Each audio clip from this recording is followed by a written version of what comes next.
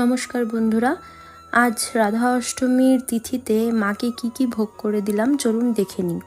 প্রথমেই সবজিগুলো কুটে নিই এবং 5 রকম ভাজায় নুন আর হলুদ ভালো করে মিশিয়ে নিচ্ছি এবং পাশের গ্যাসে আমরা বসিয়ে দিচ্ছি পায়েস এবং পাশেই চলুন বসিয়ে দিই 5 রকম ভাজাটা। 5 রকম ভাজা আমার হয়ে গেছে। তারপর বসিয়ে দিলাম আমাদের সবজিটার সাথে সাথে আমি ময়দাটাও মেখে নিই।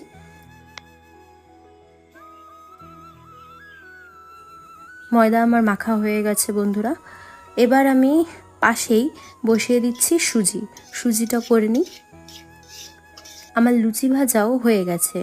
এখন আমি খিচুড়িটা বসিয়ে দেব। তাহলে আজকে মায়ের ভোগ আমার তৈরি হয়ে গেছে। খিচুড়ি, লাবড়া, পায়েস, সুজি, 5 রকম ভাজা, লুচি।